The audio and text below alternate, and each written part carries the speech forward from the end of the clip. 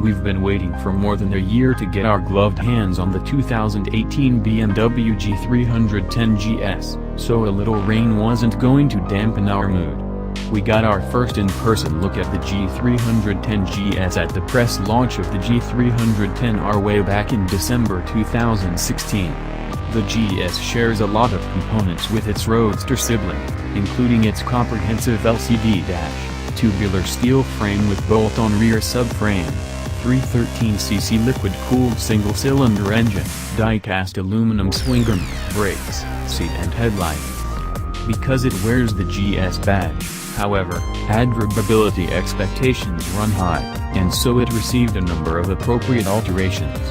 The handlebars are wider and angled farther back, it's fitted with a luggage rack, wind deflector, beam, larger front fender, narrower and taller front wheel, 2.5-inch x 19-inch versus 3.0 by 17 on the arm, spiked foot pegs with removable rubber inserts, extended suspension travel, 7.1 inches front and rear versus 5.5 front and 5.2 rear on the arm, 2-channel ABS that can be switched off for off-road use, and Metzeler Tourance dual sport tires, plus its exhaust was redesigned with a new heat shield and more upswept silencer.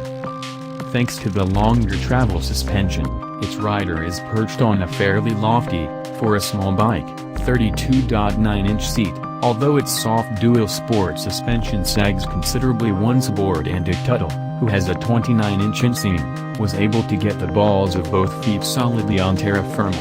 In fact, the Lil GS doesn't feel so little, apart from its feathery 377-pound curb weight, from behind the handlebar. Sitting next to its R1200 GS big brother, it's clearly smaller, but not 75% smaller. More than one person has asked me if it's a 700 or 800. Lil GS has a big personality.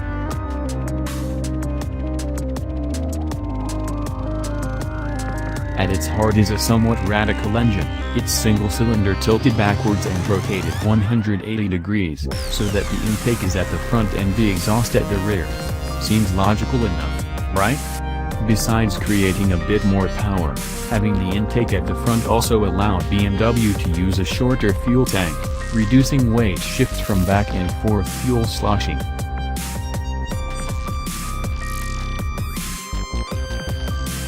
BMW is the first to make use of the design on a street bike, and it promises similar benefits, plus it allows a short wheelbase, long swingarm combo, which translates into quickness and stability.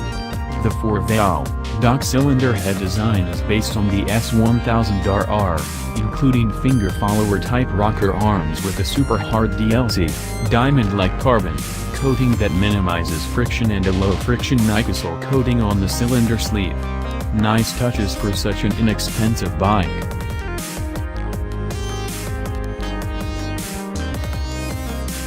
The ABS-equipped brakes work well and provide decent feedback, but there is quite a bit of travel in the rear lever before it bites. With a powerful radially mounted 4-piston by Brembo's Indian subsidiary, caliper and big 300mm disc, I found the front brake is strong enough to be used alone for most casual riding. The ABS can be disabled on the fly, and be aware that when it's off, it's off. There is no off-road mode where only the rear wheel is disabled. BMW already has a handful of accessories available, including a 32.3-inch low seat and a 33.4-inch comfort seat, tank bag, top case and power sockets, with more expected in the future, necessities like heated grips and engine protection bars. It's also planning a new essentials riding apparel line that will be priced to appeal to 310 GS buyers.